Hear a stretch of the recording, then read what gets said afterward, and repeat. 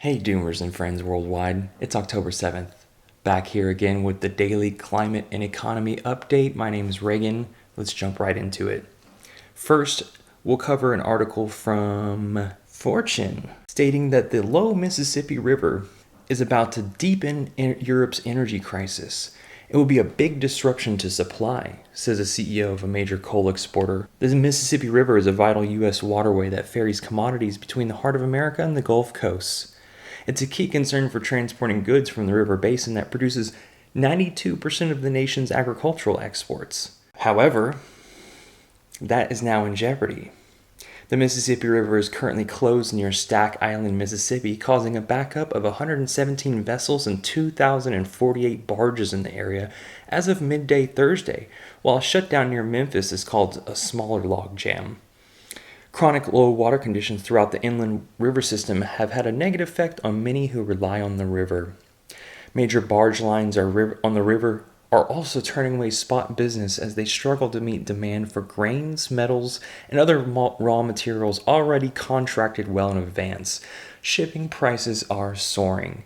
So how's that big green lie going? The transition to renewables? Can we even get the supplies? No rain. Simple explanation. Minneapolis received about a quarter inch of rain in the past 30 days before the average of almost 3 inches for this time of year.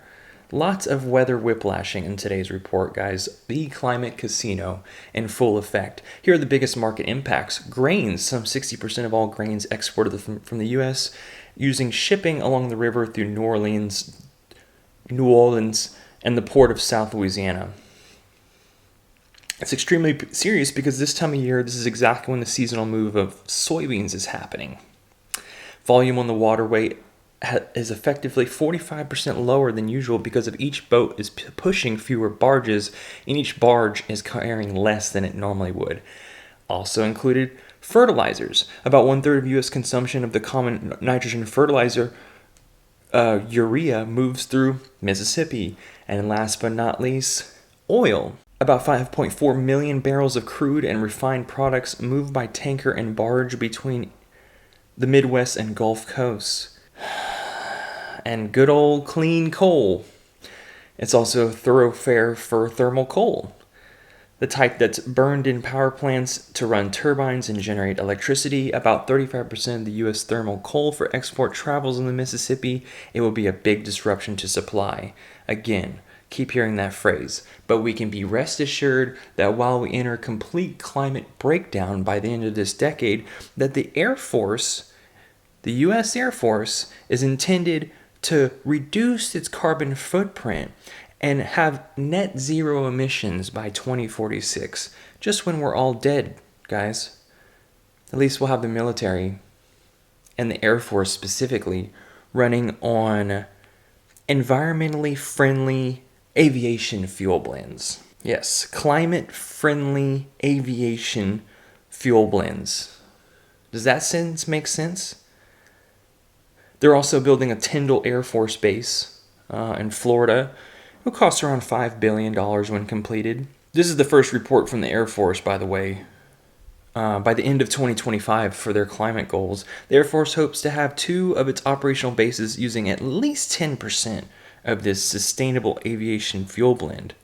It'll also complete a pilot program by 2027, just when we're all having a hell of a good time, using microreactors or small nuclear devices. Not to mention, it will also plan on relying on local renewable energy sources to use 100% carbon-free electricity on a net annual basis by the end of 2029, just before civilization completely destabilizes. Wow, some lofty goals. Let's get over to climate and economy update. October 7th, today's Roundup focusing on climate. Last month was the 4th warmest September on record, with Greenland in particular showing ominous signs of this stark reality. The rest of the planet was warmer on average, equaling the 2016 as the 4th warmest on record. And it also, Greenland saw worrying temperature outliers, had reached more than 8 degrees Celsius above the monthly average in places. The warmest temperatures for September on record. Keep saying this. Climate change is also coming for freezers, a key tool for Alaska natives. They need electricity to run freezers. Thousands of salmon found dead as Canada drought dries out river. A lack of rain in the west coast saw 65,000 dead salmon washed up on the creek, because that's normal. Dozens of U.S. cities swept through the warmest September on record. Those included Salt Lake City, Reno in Nevada, Portland and Salem in Oregon. Nowhere is safe. Stockton in California and Glasgow in Montana. All 56 cities experienced or tied their warmest September on record. No surprise here, the floodwaters in Florida are toxic and dangerous, filled with nasty things, like serious leaks of chemicals, sewage, and oil. So you best not be drinking the water there. Floods, more floods, lots of places seeing records being broken, like all of this being rain being dumped or no rain at all. Chicken and British supermarkets linked to deforested Amazon. A new investigation into industrial poultry farming in Brazil claims that chicken fed with corn and soya beans grown in deforested land or with unclear origins is ending up in British dinner plates and supermarket shelves. This year's drought-affected grain maize crop in France will produce about 10 million tons, which is the worst harvest in decades. Severe flooding around Algeria, in West African state of Niger. Nigeria's food basket state floods wash away homes. More floods, and 19 people dead confirmed after avalanche struck climbers in India Himalayas. You kind of hear about this stuff every year. Flash flood in West Bengal, India, also in Thailand, where 72,000 people were affected. 4 people have died, 2 injured. But luckily, the city of Seoul will upgrade its flood control measures for the first time in a decade after record rainfall caused fatal flooding in August.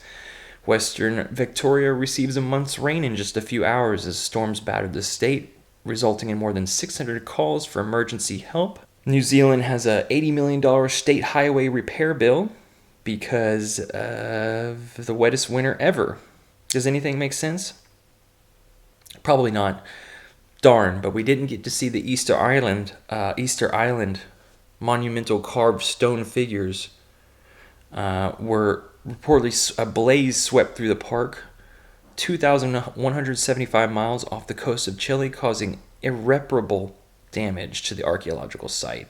More talk about COP. If you want to, again, hit the PayPal donation link below. Help me go to COP 27 just to say I went there.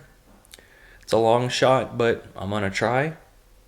And last but not least, seasonal change in Antarctic ice sheet movement observed for the first time. The results imply that similar season variability may exist at other more vulnerable sites in Antarctica, such as the Pine Island and Thwaites Glacier in West Antarctica. If true, these seasonal signatures may be uncaptured in some measurements of Antarctic sea ice mass loss, with potentially important implications for global sea level rise estimates. We should have a better grasp on things. It's 2022, companies are making record profits, and we still clearly do not totally understand the mechanism of tipping points, when and how they may occur. We should be sending expedition crews out to pretty much every part of the country. We need a war-like effort, and every single college and university should teach humanities and the environment, because at the end of the day, I think it's the only story that matters, which is why I'm covering it. If you find another channel that does a daily climate and news, climate and economy update, send it on over. And not just the weather.